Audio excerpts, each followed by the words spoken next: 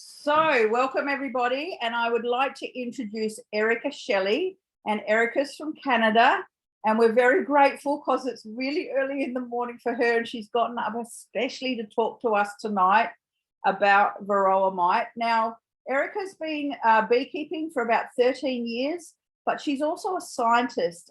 She has done molecular and medical genetics, and has a PhD, and she has done research into bee vectoring. Now, bee vectoring in really simple layman's terms is the bees bringing things into the hive and taking things out of the hive. So she's done a lot of research around that. She is the CEO of Best for Bees and is also have been working on a fantastic device that goes in the front of your hive called ProtectaBEE. So I'm going to hand it over to Erica, who's going to share with us her experience and knowledge about Varroa. Okay, well, thanks so much for that introduction, Carmel. I really appreciate it.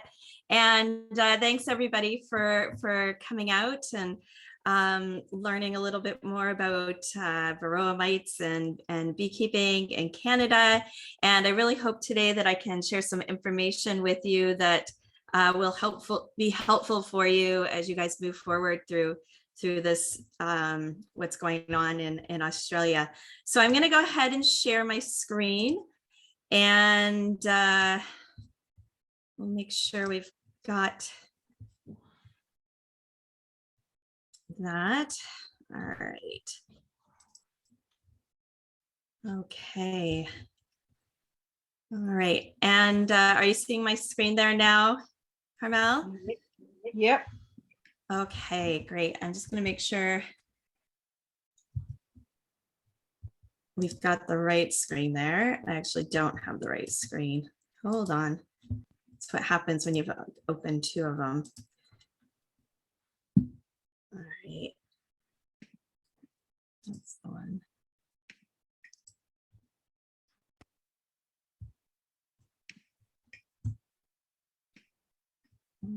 Okay.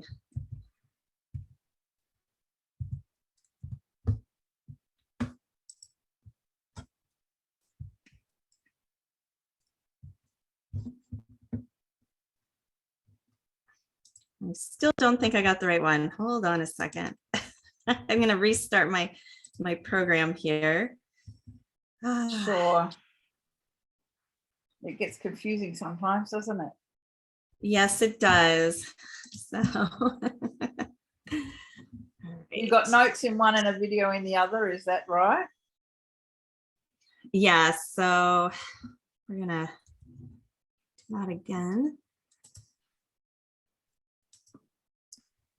So while she's looking around, if any of you are interested in looking up ProtectaBEE, it's actually in development, but I think it's rather interesting.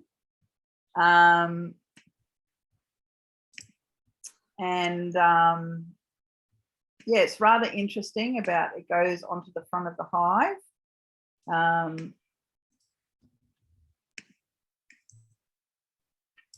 All right, I think we are all set to go. Okay.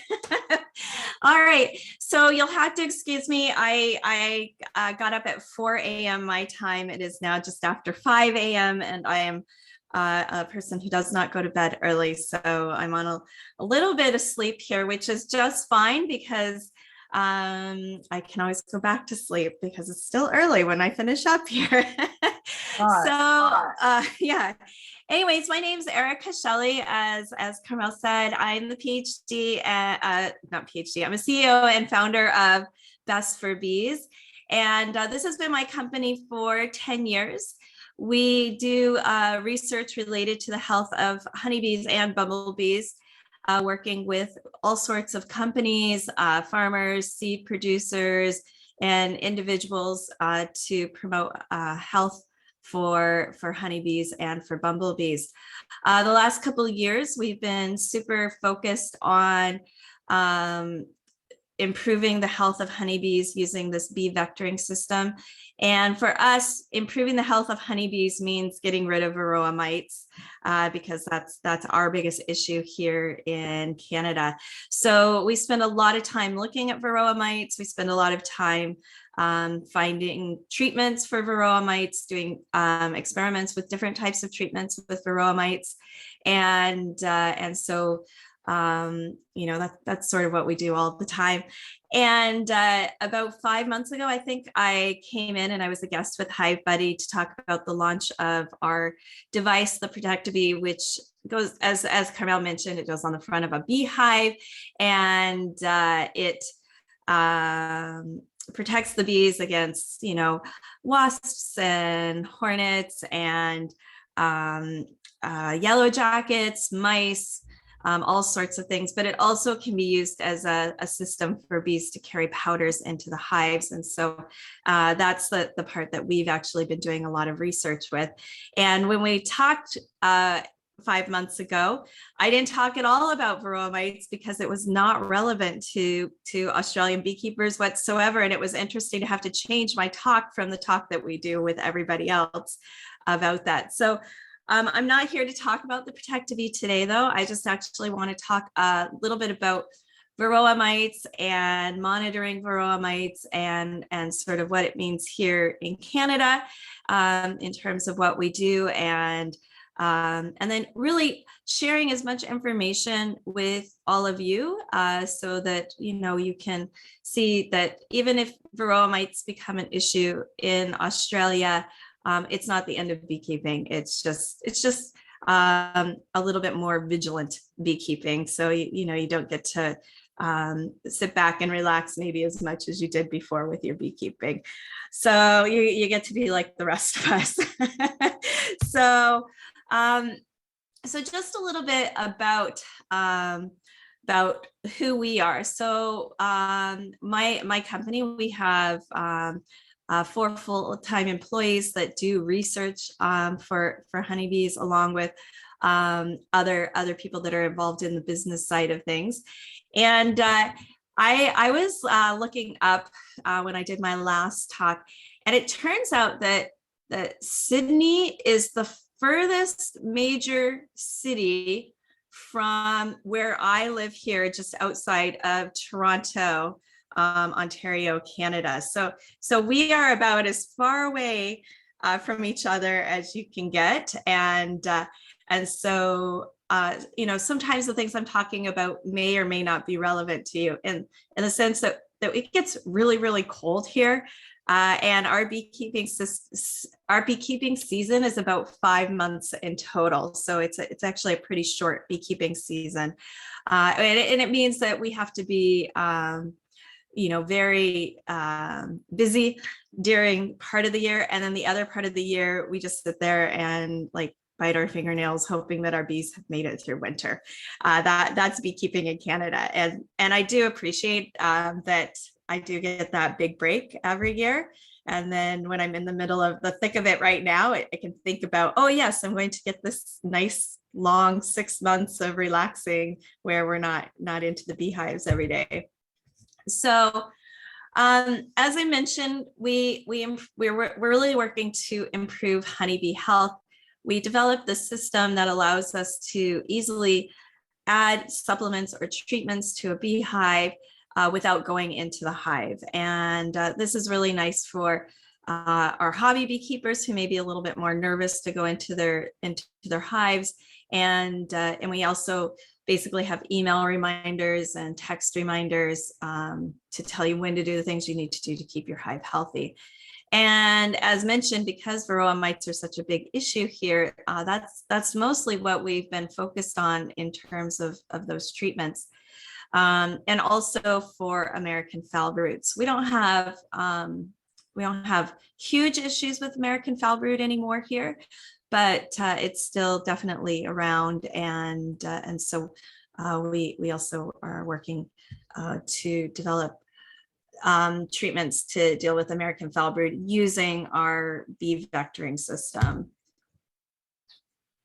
So I just wanted to show you guys this picture because I imagine you guys have seen it before. It's the map, global map of where Varroa Destructor has been found. So everywhere that's in red is where Varroa Destructor has been found. White, they don't know. And then blue, the dark blue represents absent. And then light blue is suspected absent. So basically, other than Australia and then a couple of countries in the middle of Africa that maybe don't even have honeybees there, I'm not sure what's going on there. The rest of the world has Varroa mites. And the important thing to note is the rest of the world has Varroa mites, and we also beekeep. And there's honey coming out from all these places. So it's just a different way of dealing with beekeeping than it used to be. And I think that just to get that across, like you guys may get on top of Varroa, and this may be a blip in beekeeping history in Australia, but it might not be. And if it's not, there's lots of knowledge to be shared with you surrounding Varroa mites. Now, if you don't know by now, with everything that's been in your media, I'm actually on Facebook pages and everything with Australia. So I've been seeing the updates that have been coming out and all the chit chat that's been happening on Facebook pages. And so I imagine most of you at least know that, the Varroa Destructor is a little mite, and it's an external parasite. So it hangs out on the outside of a honeybee. And it actually is a natural parasite of Apis cerana, which is found in Asia. And they've actually, the Apis cerana have natural resistance to Varroa mites. So it's not, detrimental to them like it is to Apis mellifera, which is the honeybees that the majority of us are using. And it's interesting to note that the Varroa Destructor is the largest parasite to its host in terms of size. Like if we were walking around with some parasite like that on the outside of us, it would be like excuse me, you've got a mite on you, do you want to do something about that? Right? Like it's just huge in terms of their size. And in fact, bees do something about it. So if they see a mite on another bee and they're not really busy with other activities, so if you have a nice healthy hive, they'll remove the mites from each other. There's grooming activity if you have hygienic bees. And in fact, here in Canada, we have something called the Ontario resistant honeybee selection program, where basically we breed for queens that basically have bees that will quickly remove mites from each other. So what we call high hygiene activity. And we test that by basically applying liquid nitrogen to a section of brood and seeing how quickly the bees clean out that brood. And so that's just a measure. So we do have like a selection process to pick for the most hygienic bees that we can have. And that's really important here because it's so cold here that these bees have to go, as I mentioned, like five months where there's not a lot of growth. They're very quiet and still and eating honey, but it's a very quiet time. And so if they go into winter with not great populations, they're very unlikely to get through winter. And so, for example, this year I don't know if you guys heard in the news, but we had the highest losses that we've ever had historically. Canada, up to 80%. We had of hive losses, and in Midwestern Canada, a lot of these longtime beekeepers that had thousands and thousands of hives were no longer beekeepers at the end of the season. And that was because we had a really early spring, and so the mite buildup was happened really quickly. And then a lot of people, we just never were able to get on top of it. And then we went into winter, right? So a lot of our hive losses have to do with that. that long winter. So, and making sure we have nice healthy colonies. So if you look at literature, you're going to read that mites feed on hemolymph. And you might then see that they feed on fat bodies. And that's because about 3 years ago, we found out that we've been wrong for 40 years and that the mites don't actually feed on like the equivalent of the blood, the hemolymph that is in a honeybee, but rather they feed on the fat bodies that are in a honeybee. And so in fact, the majority of fat bodies on a bee are on the underside of the abdomen.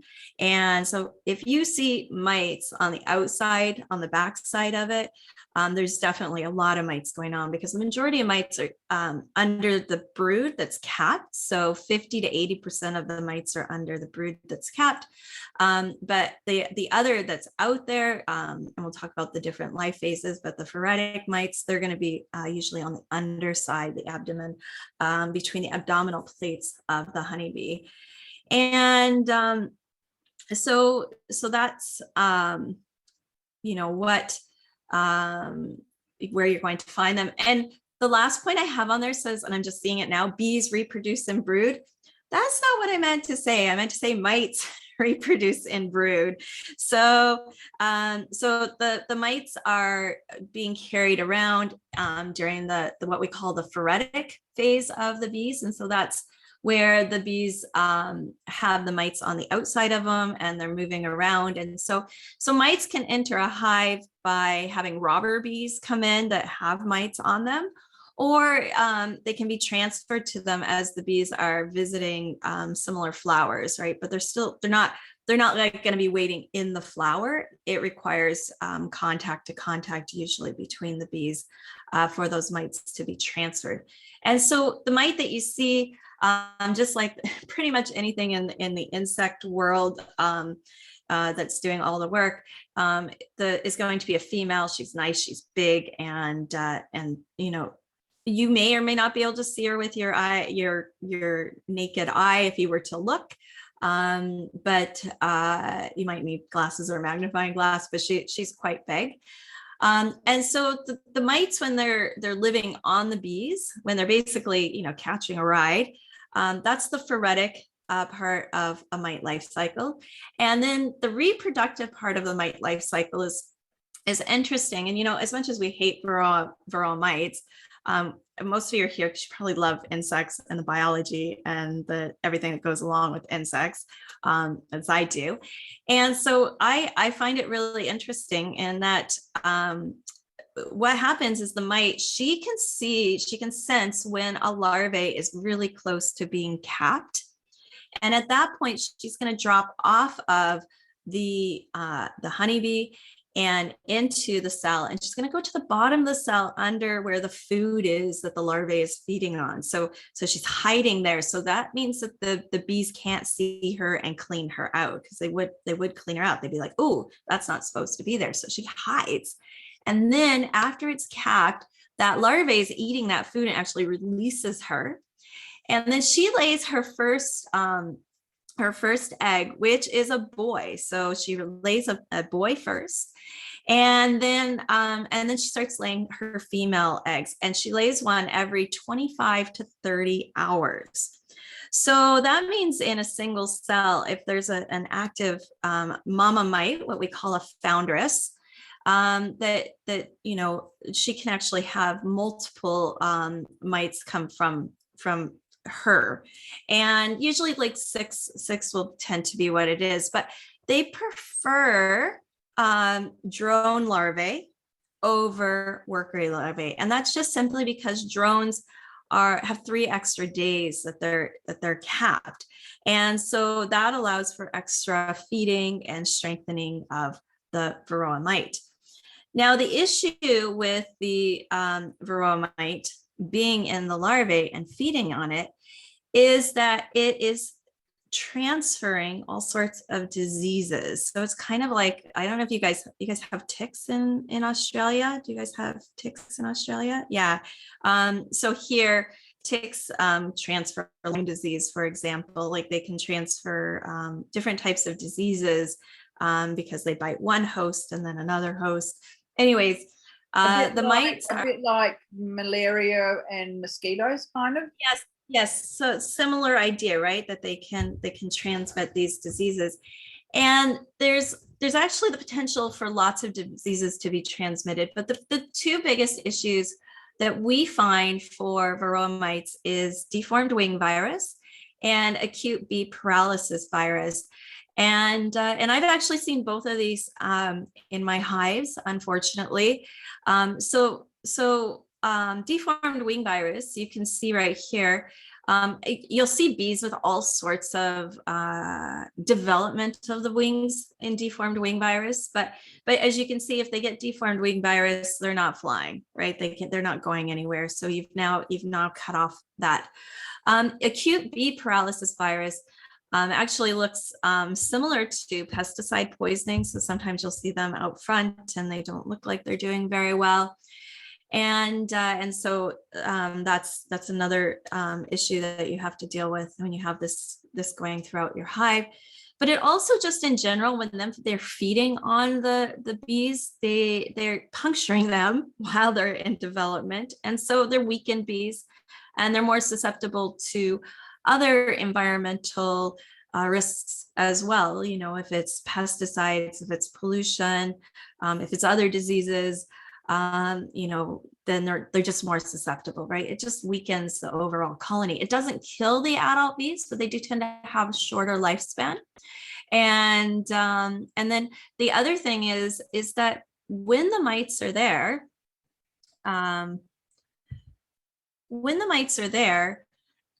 under the developing under the capped brood, the bees, if they are performing hygienic activities, they're going to open up that brood and remove the mites. So they hear them inside, or they sense them, and then you get these punctured. Do you guys see my little pointer? Does that actually show up there?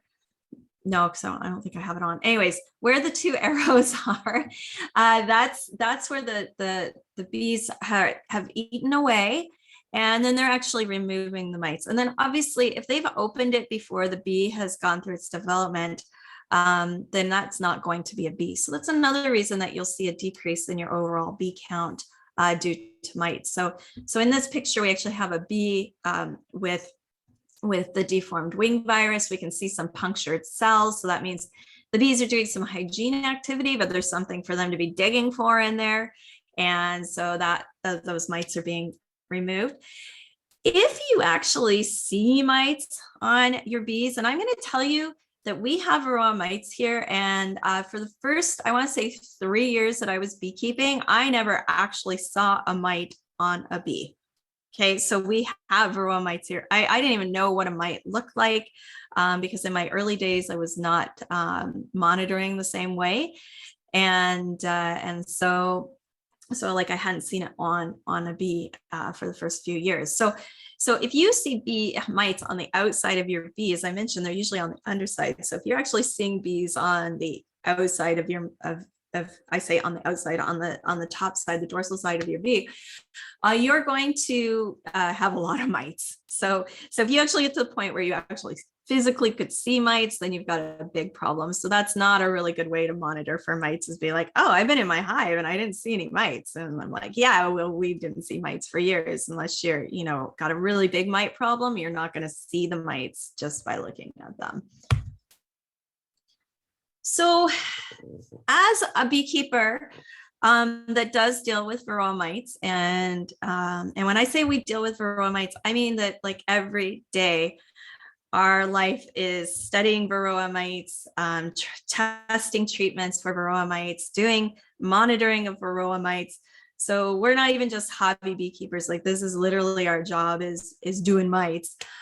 The one thing that I can tell you that you can absolutely do, and you should be doing wherever you are in Australia, and unless it's like somebody said it was snowing somewhere, do not be going into your hives if it's that cold. You can be monitoring for mites. So so here's a picture. This is Tasman. And so this is not at one of our research aviaries. So we have other hives. We have a program called Business Bees where we have hives on the tops of roofs throughout our city. And we have one at Google Canada. And this is at our public library. So Tasman, she's just looking at how many mites are on the bottom of this coming out of spring, which there really shouldn't be very many mites, but we did actually have quite a few mites, and we were actually really lucky. So a lot of people had these huge losses of bee colonies, and we did not have those losses of bee colonies, and that's probably because we're really on top of doing the things that we need to do here in Canada.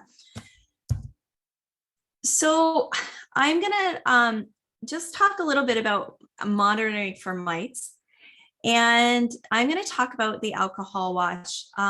So I don't mean to be any sort of contradictory here, but we've been monitoring mites for a lot of years, and we know that the powdered sugar test leads to a lot of false negatives. We've done the testing side by side. We miss mites. We'll get a 0 count, and then we'll do an alcohol swirl, and we'll get 6 to 8 mites in an alcohol wash.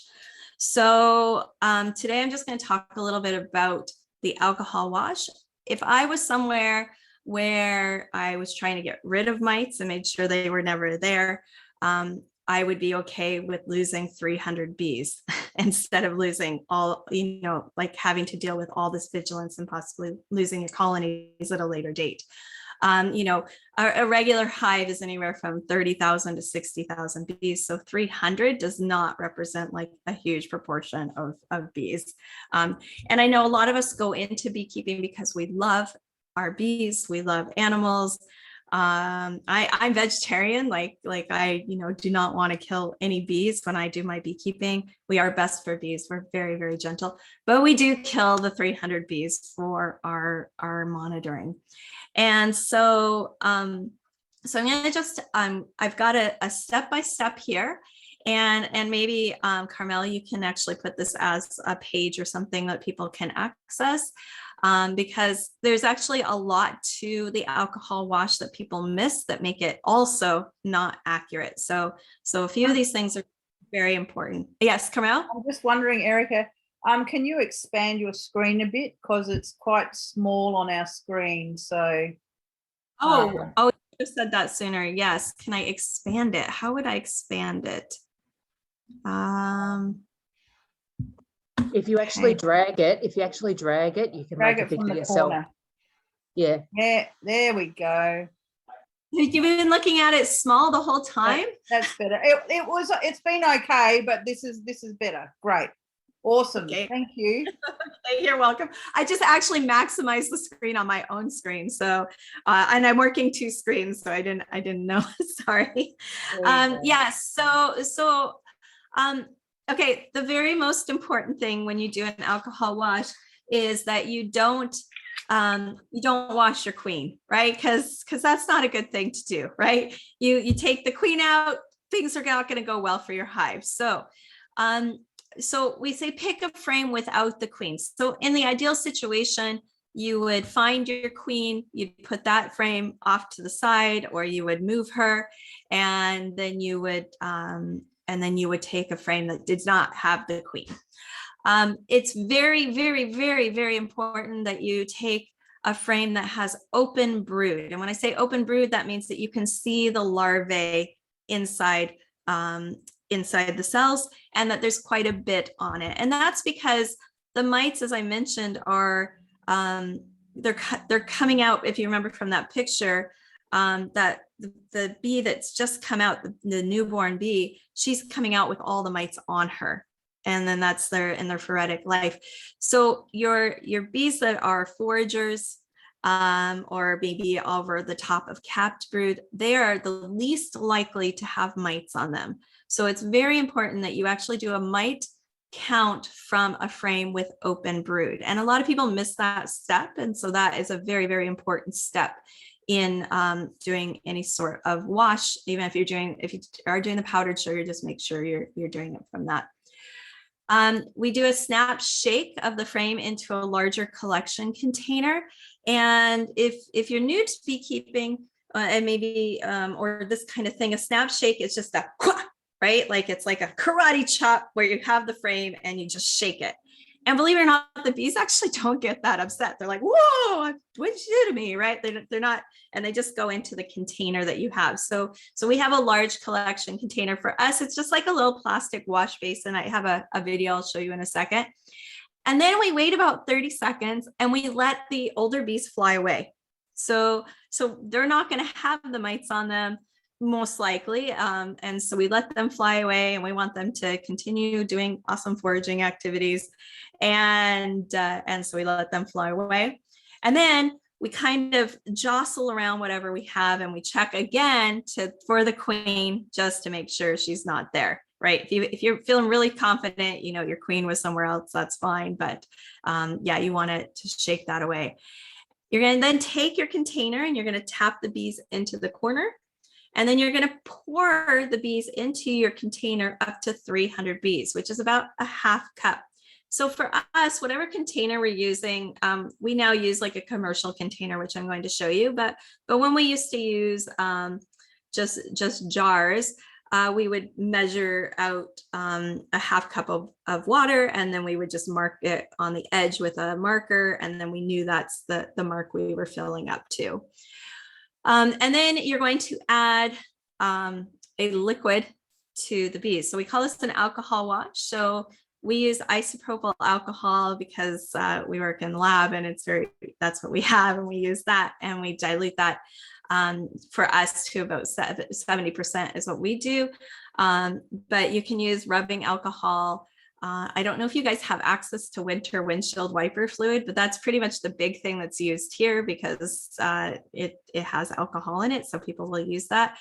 And then I'm going to talk about some people will use dish soap, but dish soap in general does not work except for Dawn. Do you guys have Dawn in Australia? Is that like a soap there?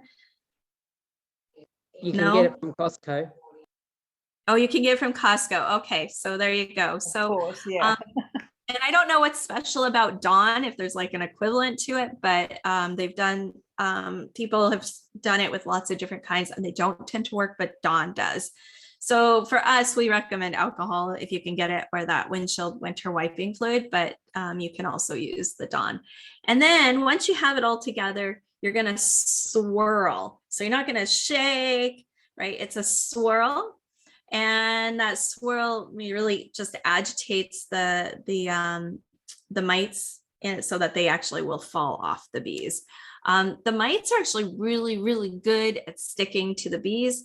And so you've got to make sure that you really, really do your swirl, but you don't want to shake it, because if you shake it, the poor bees' heads fall off, their parts fall off, and then it all comes into what you're looking at, and it's hard to tell the debris if it's a mite or, you know, a part of a bee that you've taken out. And then looking for the mites, you want to count them. And if you've never seen a mite before, it's really, really hard to tell what's a mite and what's not a mite. And I say it's kind of like the shape of a lima bean, because it's like a flat oval. I'll show you in a minute. And then there's just like a little indent to it as well. All right, so I'm going to hold on and share this. I want to make sure the sound comes up. Oh, sound is on. Okay, so I'm gonna play this. So this is one of my research assistants showing. We have a volunteer who's come out, and she's never done a mite shake. So she was doing her first mite thing. So.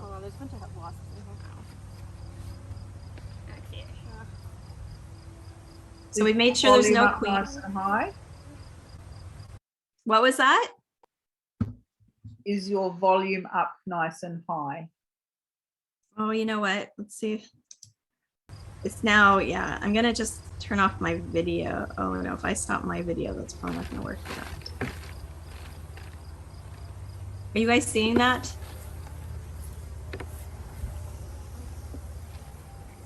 Oh, that was smooth.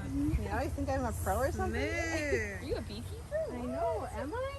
Oh, sorry, buddy. Oh. Fucking it now.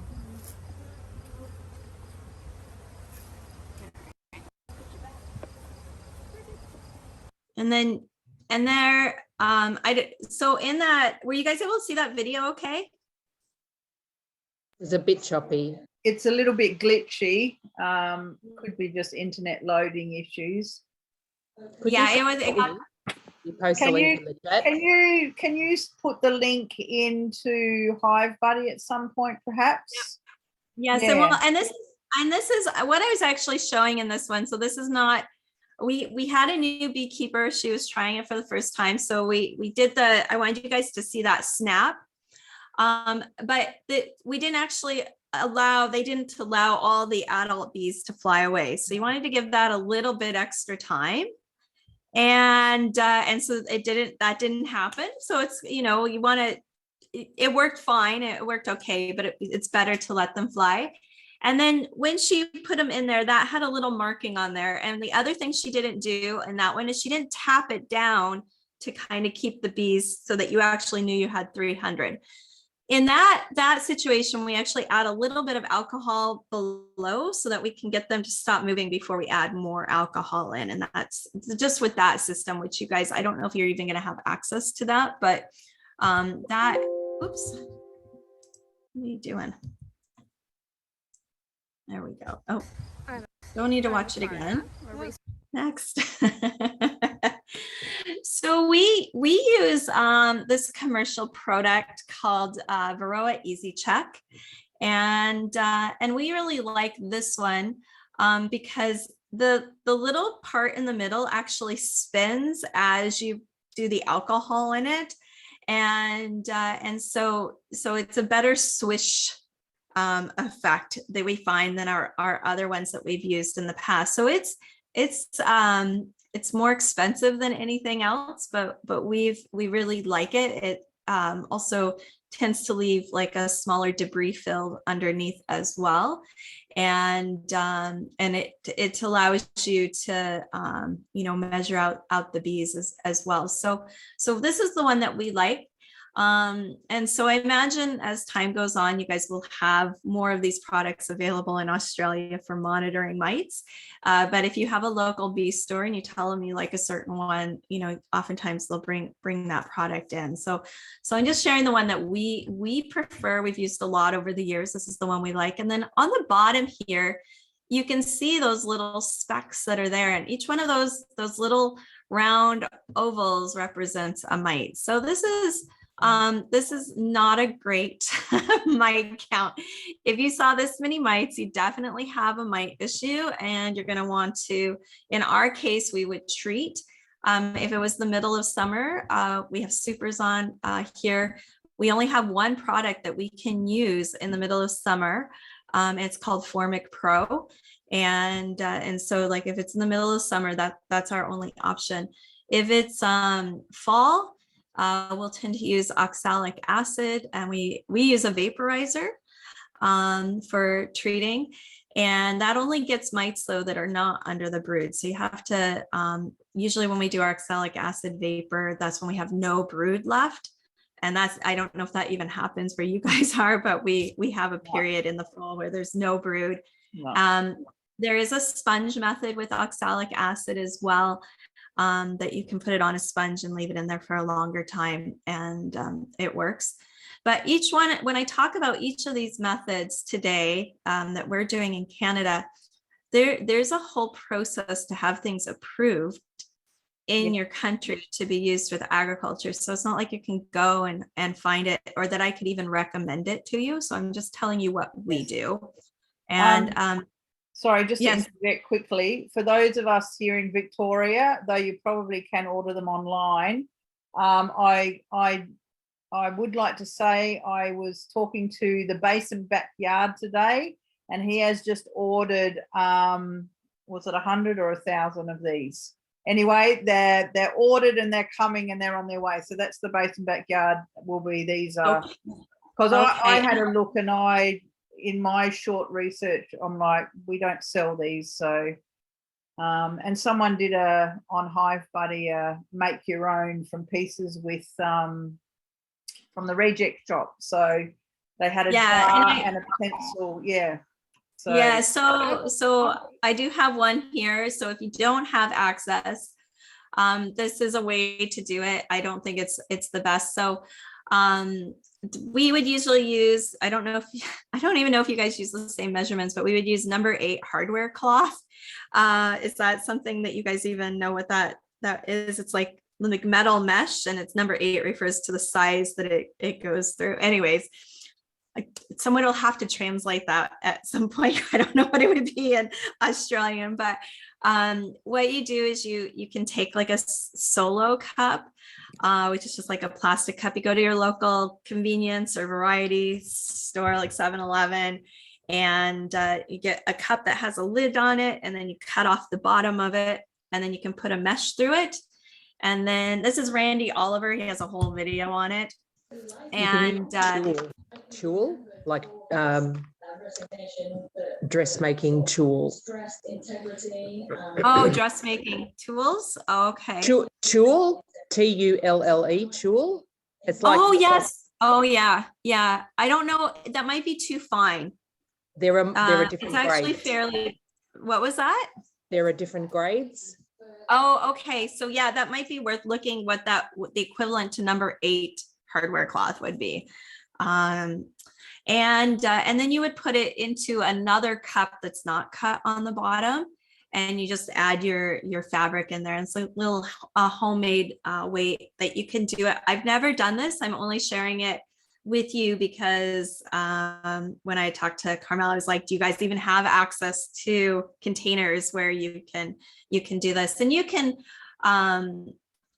also do mason jars and put holes in the top, and do your swirl with a solid top, and then change the top over to a filtered top that has those holes, and you could also dump it out that way as well. This is another option. I'm sure there's lots of do-it-yourself options because we've had Varroa mites for so long. I go to any conference or talk, and they literally give out Varroa mite checking. I have so many different cups and stuff, so I've never actually made my own. And then this is from Randy Oliver too. Just if you were to find the Dawn, he says he dilutes the Dawn at the rate of 1 tablespoon per half gallon of water, or 8 to 10 milliliters per liter. That would be us. We'd be doing that one because I don't know if you guys are metric, or I'm assuming you're not. You're metric, and unlike the United States where Randy is. Yeah. Yes.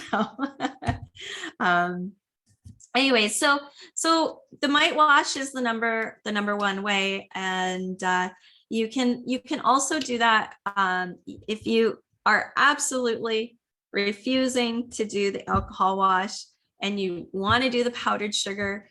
First of all, let me say that if I was in a place that I was trying to eradicate Varroa mites, I would not even hesitate to do my hive with the alcohol wash. I want to know for sure I do not have Varroa mites, and the alcohol wash is to do that. But if you did the powdered sugar, when you add the powdered sugar in, if you can leave it in the heat longer, that helps the mites fall off, and the bees clean up each other before you do your counts. And then you can actually add a second dose of powdered sugar, and again leave it in the heat and allow them to clean it off before doing your counts. That's the best way that you can do powdered sugar, which I don't think, when I looked at the government one, that was not what they were doing. So if you are going to do powdered sugar, make sure you just leave it for a long time in the heat and allow it to get off. And I'm just going to say that we actually know that the powdered sugar does not can kill the bees. It's just doesn't kill them right away. So because the powdered sugar actually gets under those plates, and inside it can be quite small. It can be damaging to the bees. So it doesn't mean they're not getting killed. They're just not getting killed right away. So the other method that we use a whole lot in our research is sticky boards. So sticky boards are not a way for us to get an accurate count to determine if we should treat or not, but they allow us to see if our varroa mites are increasing. And so we're really weird beekeepers in that we purposely make our bees get mites. And so we do all sorts of things to make our bees get mites because we're doing treatments to treat for mites. So we need mites, and it's hard for us to get mite numbers up until later in the season. So we do lots of things. So this sticky board that you're seeing right here is really, really scary. You would not see this in any regular beekeeping operation. So each one of these dots on here represents a varroa mite. And so what we've done is we've added a thin layer of vegetable oil. So in our case, we use Crisco, but any oil will actually work on there, or you can put a manila folder on a removable bottom board. So you need, for this type of method, you need a screened bottom board. And I don't know how common screen bottom boards are in Australia. I'm guessing it's pretty hot. You guys probably have them, but anyways, so you would slide it under. So I have a video here. Hopefully it's not as choppy as the last one. Let's see. All right. Okay, so we have Mel here today, and she's going to show us how to do a sticky board to look at mite drops. So you'll notice, first of all, on the board itself, we have taken pencil and we've just marked little squares. So that makes it easy for counting if you have a lot of mites. And so now she's just going to take a couple of globs of Crisco oil using her hive tool, and then she just spreads it around using a cloth. And you don't want it too thick, because if it's too thick, the mites actually fall kind of deep and it's hard to see them, but you don't want it too thin that they can run away. So you're just kind of looking for the right consistency here. So see if we can get that. And I'll share a link of this as well, Carmel. So let me go from the side here. You can see now we've got like a greased area. All right, and then, are you pleased with that? Looks good? It looks pretty good? Yeah. All right. So now we're going to add it to the hive, and here's kind of the important part when you're adding it to the hive. So I'm going to follow.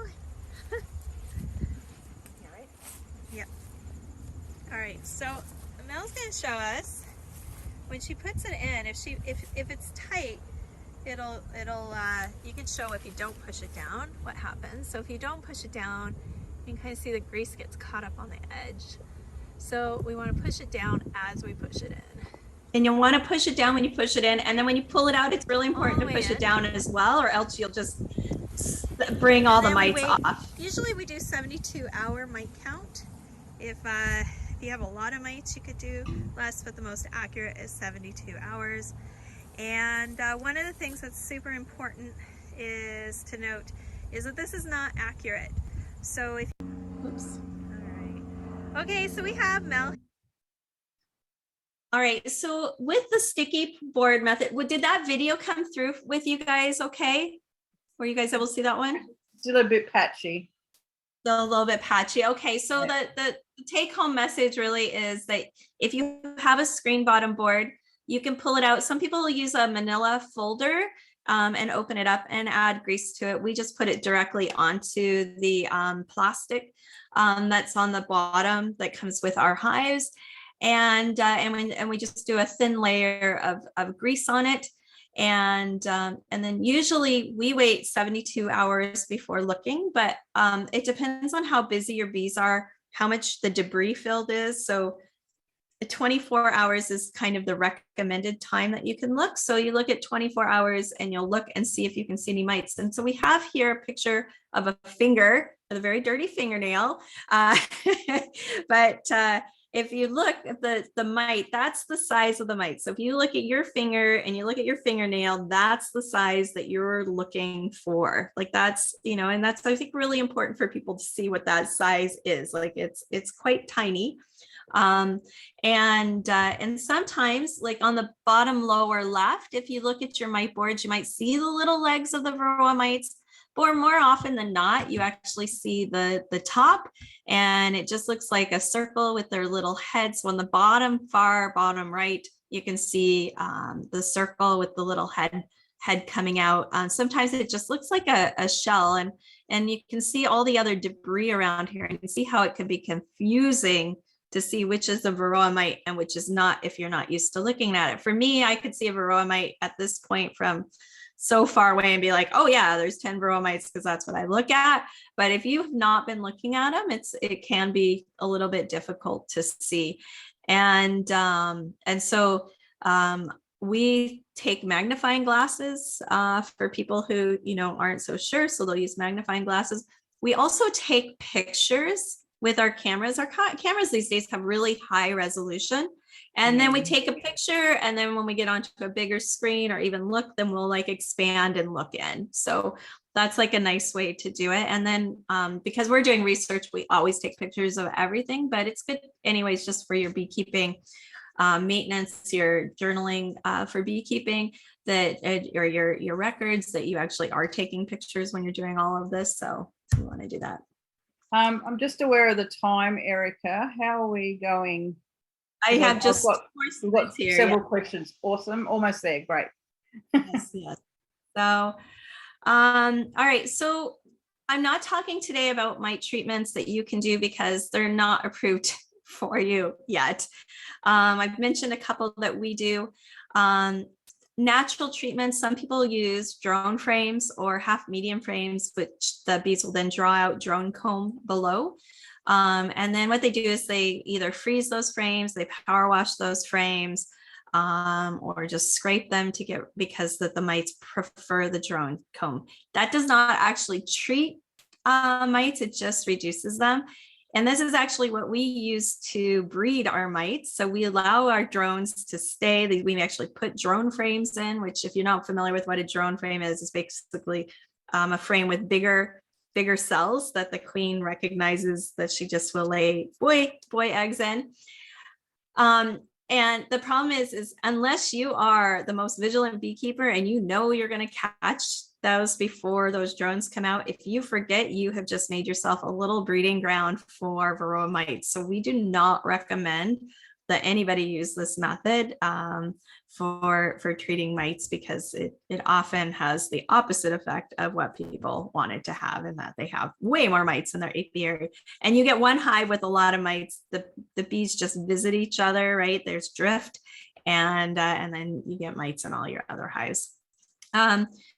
There's some people I've noticed on your boards that are telling you to just let the bees select for the hives that will survive. I don't know if you guys know about this. Natural selection takes a lot of time. And I actually was a treatment-free beekeeper when I first started out for beekeeping for several years. I went to treatment-free beekeeping conferences. And I can tell you, having been on both sides of the fence, that taking a natural approach when you're dealing with varroa mites is not the best choice. That being said, what we're working on with our research is developing mite treatments with fungi. So we use soil fungi, and the fungi are great because they basically burrow into the mites, and then they grow inside the mite and they kill it, and then they spread their spores and continue on, and the bees clean it up, so it's not an issue for them. So that's coming down, but again, it has to go through an entire approval process. The one thing that is legal in Australia is that you guys can put probiotics into your hives. And so Strong Microbials, they actually sell a product in Australia. We're also a distributor for Strong Microbials. And it doesn't necessarily treat mites per se, but it does improve the overall health of the hive. And generally they see lower mite numbers in hives that have been using probiotics. So on the far left here, this was actually last Thursday, I did a talk with Strong Microbials with us. And so we just did our ProtectaBEE and the bee vectoring with the probiotics just to kind of show that. So I just included that here. So you know that there is something that you can do right now that's available to you there in Australia. And yeah, so very simply, we're back to this map. And so your blue has turned to red. And only a part of your country so far. And so, you know, it's not the end of beekeeping. We've all beekeep with the Varroa mites, but I think vigilance in my recommendation is alcohol washes and making sure you really, really don't have mites, and realizing that when you're checking it, you're doing it for the good of everyone and not just for your hive. That it's, you know, it's important for all the beekeepers to keep that under control. All right, so thank you. My contact information is there, and I'll let Carmel take it over from here. Thank you, Erica. That was wonderful. If you want to stop sharing your screen, or if people want to take that, actually, if you do want to stop sharing your screen, we'll get into questions. But what I'm going to do also, if we don't get through all the questions tonight, then I'm going to start a chat, and you can put your details in there, Erica. It'll have your photo. I'll tag you in it, and then we can continue that conversation. But let's get into some questions that people have been asking. I had one first. Right at the start, you were talking about it being a very big mite for a bee to have. If we were a human, if we were a bee, would it be about the size of a rabbit on our back in comparison? Yeah. I mean, it's flatter, right? So it's compared to the honeybee, it's a little bit flatter, but it'd be like you having a dinner plate on you. A dinner plate. Lovely. A dinner plate. Yes. Awesome. Okay, Jan wanted to know, do mites survive over the winter? Yes, so they definitely do survive over the winter because they're able to, the queen only takes a little bit of time off from laying eggs here. So it can be up to 2 months, but the mites are living during that time. So as long as there's food, which is larvae, the mites will continue to live. So yeah. Okay, unfortunately, yeah. If they didn't, we wouldn't have a mite issue in Canada. You really want the numbers low over winter then, don't you? Yes, yes. Do the bees remove the other bees that have the deformed wings? Sue wanted to know. No, they're just like, they welcome all, you know, able bees, whether they can fly or not. So. Yeah. Now there was some question about isopropanol and methylated spirits. I do believe we can substitute methylated spirits. Do you have that in Canada? No, I don't know what methylated spirits are. If it's an alcohol, then it should work. Even down to 25% has been found to work okay. Obviously, the higher percentage of alcohol you have in whatever you have, the better it will be at dodging the mites. So it can be 70% or 90% or down to 25%. Right. Okay. All right. So you don't have to, because there was a bit of chatter about it being diluted to 70%. 70% is fine. Yeah, we do 70% for ours. Yeah. What else have we got here?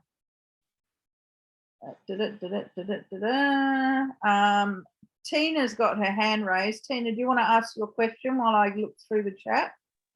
Thank you. I might have missed it because I came in late, but you were talking about letting the older forager bees fly away. Is that because at a certain point they drop off the young bees, or is it why do you let the older bees fly away?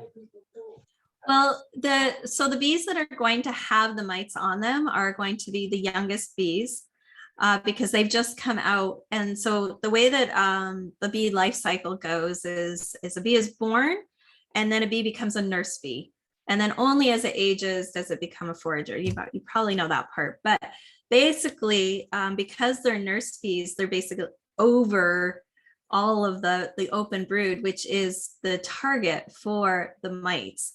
And so that's where we're going to have the highest concentration. The foragers, they're usually, if they have mites on them, they might have one mite versus several mites, and they're useful to the hive, right? Your nurse bees haven't quite aged, and so the foragers are not going to be accurate, and you want them to stay around because they're working to, you know, provide food for the hive. So if you're taking them, getting the youngest bees that you can get is going to give you the most accurate count and leave you with the most effective workers as well.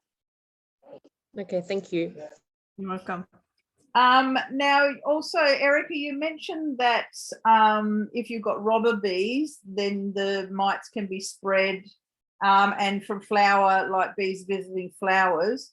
Do drones also visiting? Because I know they can visit quite a bit to other hives, and also can we spread them in our own clothing and shoes?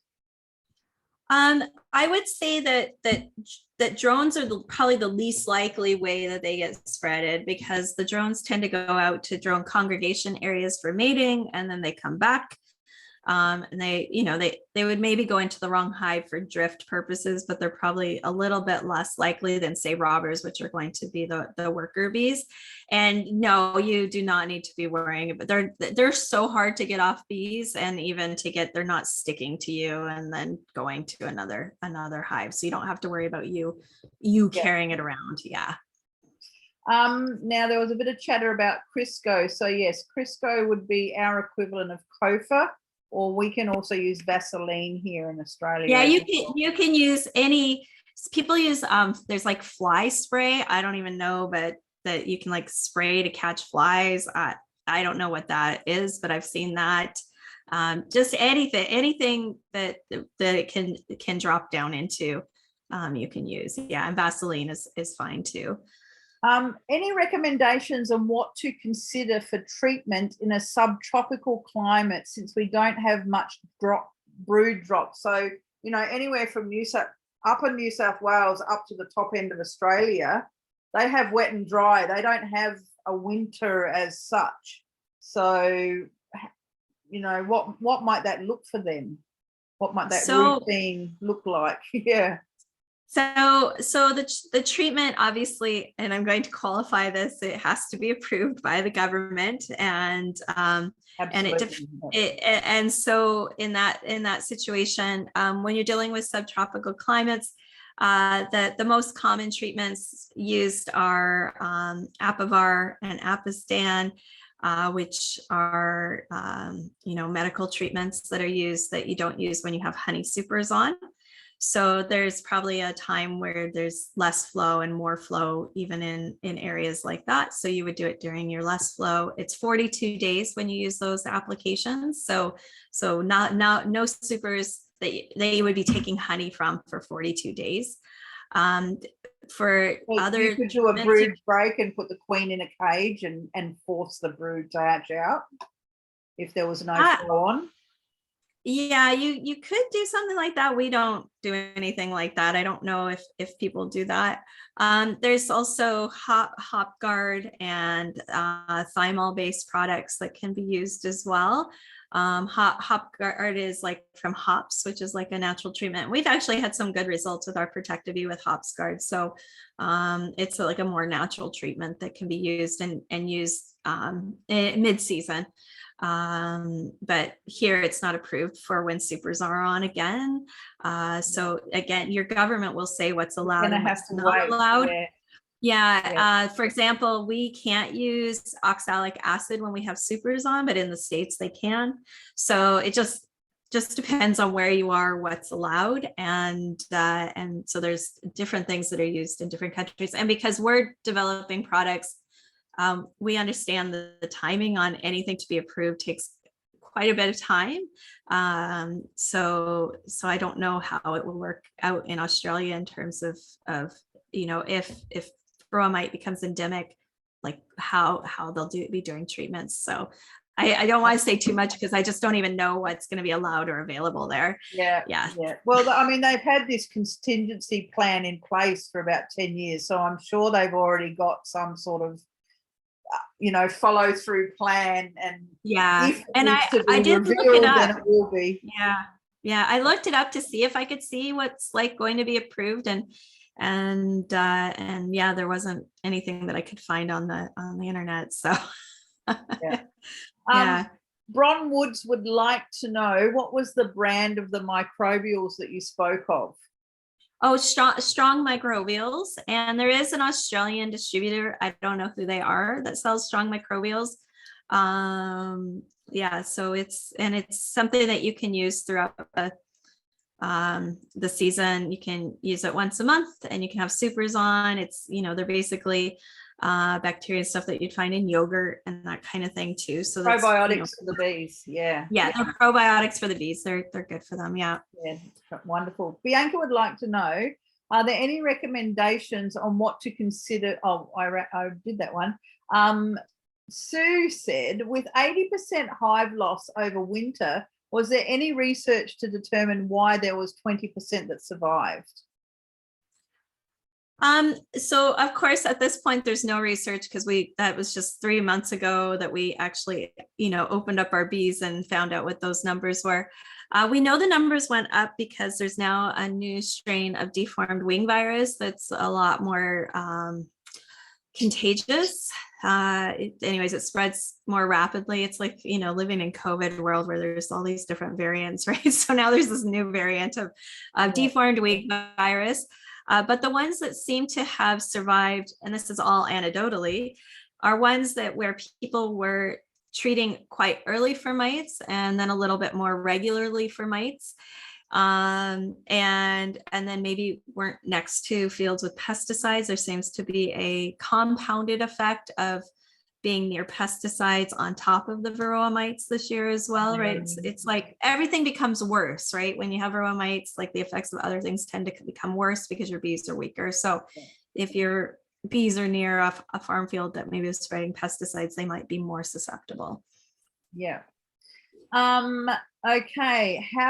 Bianca would also like to know, how is Apis mellifera different to Apis cerana? Apis cerana. Yeah. So in terms of Varroa mite resistance.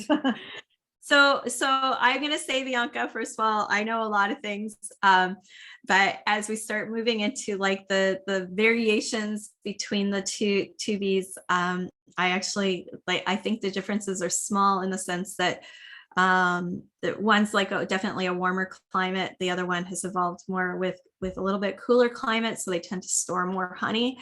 But I think the biggest difference really between those bees is the pests that they've co-evolved with, right? If something has already been in your area for thousands of years, you develop resistance.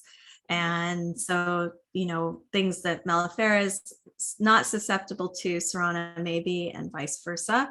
And also in terms of like how many bees there are in a colony and stuff, there are some slight differences. I shouldn't even say slight differences. There are differences. I've not studied Apis cerana to know all of the subtle differences. It's not easy to see, but there's differences. Yeah. Oh, thanks. So Beck has shared, and I'm guessing that's Beck from Beck's Bees. Some treatments, she's saying some treatments are already approved for the government to use. So, and that's what they would be using during this event that's taking place in Australia, but so far they're not for anyone else to use. So it's still an unfolding thing. And Anna has shared with us that it's actually new plas here in Australia, and she believes they're the ones that have the strong microbials, as they're the distributors. So if you want to look up new plas, or that's Ecrotech, I think they're one and the same. So I'm sure if you Googled it, you'd be able to find it. So there you go. They're not the same. They're different. Oh. They're different, Carmel. Sorry, they're different. Oh, sorry. Companies. Okay. Yeah. New plas is on its own. All right. On its own. And I will do like the smallest plug for the ProtectaBEE, just because we've had such great results with the probiotics. We are only delivering to the United States and Canada. And because I like Australia, I put Australia in there.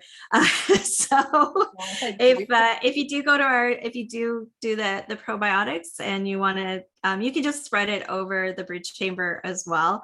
But if you can't go into your hives, if they're telling you not to, this is like an easy way to do things that you can just put it on the front and the bees can just carry it in for you.